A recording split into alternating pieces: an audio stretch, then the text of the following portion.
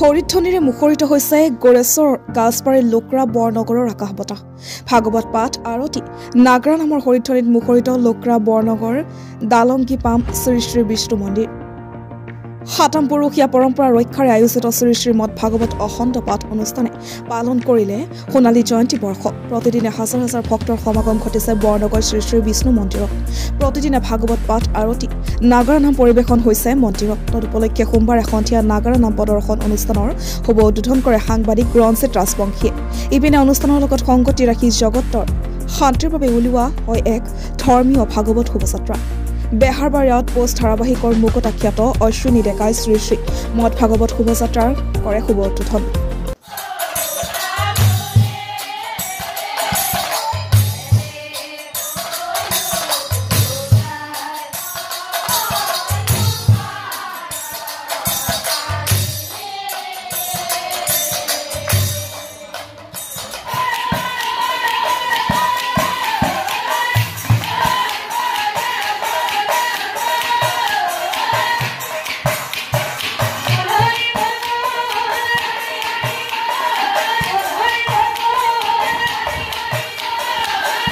আমাৰ ককা আজু ককাসকলে আজিৰ পৰা প্ৰায় 50 বছৰ আগতে এই অনুষ্ঠান জন্ম দি থৈ যোৱা আজি আহি আমি 50 বছৰৰ পিছত আমি সোণালী জয়ন্তী উদযাপন কৰিবলৈ আমি সক্ষম হৈছোঁ। আৰু সেই উপলক্ষে আমি 14 ডিচেম্বৰৰ পৰা আমি এই কাৰ্যসূচীটি আৰম্ভ কৰিছোঁ। অৰ্থাৎ 14 ডিচেম্বৰৰ পৰা 21 ডিচেম্বৰলৈ এই কাৰ্যসূচী চলি থাকিব।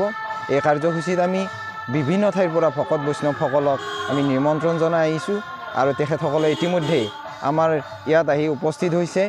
আৰু এই অনুষ্ঠানৰ যোগেদি আমি জগতৰ যি শান্তি অটুট থাকক, জগতৰ ঐক্য অটুট থাকক আৰু তাকে কামনা কৰিছোঁ। আমি এই অনুষ্ঠানত আমি বিভিন্ন ধৰ্মীয় তথা সাংস্কৃতিক কাৰ্যসূচী আমি ইয়াত সদায় সন্নিৱিষ্ট কৰি আহিছোঁ।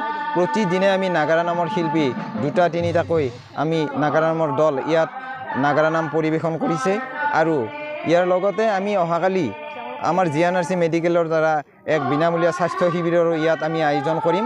সেয়ে সমূহ ধৰ্মপ্ৰাণ ৰাইজক এই অনুষ্ঠানত অংশগ্ৰহণ কৰিবলৈ আমি সমিতিৰ ফালৰ পৰা আহ্বান জনাইছোঁ। লগতে আমি সমূহ অসমবাসী ৰাইজক এই অনুষ্ঠানলৈ আহি আমাক সহায় সহযোগ তথা উপস্থিতি আমি আন্তৰিকতাৰে আমি কামনা কৰিছোঁ। দালিকাবা পুচুৰী বিষ্ণু মন্দিৰত আমি সোণালী জয়ন্তী শ্ৰী শ্ৰী মদ ভাগৱত অখণ্ড পাঠৰ আয়োজন কৰিছোঁ। আমি প্ৰথম দিনাৰ পৰা ভক্তৰ লানি নিচেৰা শাৰী আমি দেখিবলৈ পাইছোঁ। আমাৰ এই সোণালী জয়ন্তীত আমি বিশেষভাৱে কিছুমান বিশেষ কাৰ্যসূচী ৰাখিছোঁ। তাৰ মাজতে আমাৰ থাকিলে GNRC মেডিকেলৰ পৰা এটি স্বাস্থ্য পৰীক্ষা শিবিৰ আছে। তাৰ লগে লগে আমাৰ প্ৰত্যেক নিশাই নাগাৰা নাম আছে। আমাৰ শেষৰ দিনা থাকিব নৰনাথ কলিতা আৰু পাৰ্থপ্ৰতিম ডাঙৰীয়াৰ নামৰ শৰাই। তাৰ লগতে আমি এইবাৰ আমাৰ চুবুৰীৰ ঐতিহ্য শিক্ষা সংস্কৃতি গোটেইখিনিকে সামৰি এখনি তথ্যচিত্ৰৰ আয়োজন কৰিছোঁ। এইখনি আমাৰ 20 তাৰিখে প্ৰদৰ্শিত হ'ব। আমি আশা ৰাখিছোঁ উদযাপন সমিতিয়ে এই তথ্যচিত্ৰখনে নিশ্চয় দৰ্শকক সমাদৰ লাভ কৰিব পাৰিম আমি কমিটি। শেষৰ দিনা থাকিব এখন ধৰ্মালোচনী সভা। তাত আমি বিশেষভাৱে আমন্ত্ৰিত কৰিছিলোঁ আমাৰ টেঙাজাৰ সত্ৰৰ সত্ৰাধিকাৰ মাননীয় শ্ৰীযুত ৰিজু পাঠক ডাঙৰীয়াক। আৰু তেখেতৰ এই ধৰ্মালোচনী সভাত আমি পাঠক সমাজক আদৰণি জনাইছোঁ উদযাপন সমিতি। আমাৰ এই সোণালী জয়ন্তী উৎসৱ উদযাপনৰ লগত সংগতি ৰাখি আমি এটি শোভাযাত্ৰা কাৰ্যসূচী হাতত লৈছিলোঁ। আৰু এই কাৰ্যসূচীৰ শুভ উদ্বোধনৰ বাবে আমাৰ মাজত উপস্থিত আছিলে মুকুতাত খ্যাত অশ্বিনী ডেকা ডাঙৰীয়া। তেখেতে আহি আমাৰ অনুষ্ঠানটি শুভ উদ্বোধন কৰি থৈ গ'ল। এই অনুষ্ঠানটি আমাৰ প্ৰত্যেক ঘৰৰ পদূলি গৈ আমি যিটো আমাৰ চুবুৰীবাসীৰ যে আশীৰ্বাদ, সেইখিনি আশীৰ্বাদ আমাৰ চুবুৰীবাসীয়ে গ্ৰহণ কৰিছে। আৰু এই অনুষ্ঠানটি আমাৰ গোটেই অঞ্চলটিতে এটি ধৰ্মীয় এটা আলোড়নৰ সৃষ্টি কৰাত দেখা পৰিলক্ষিত হৈছে।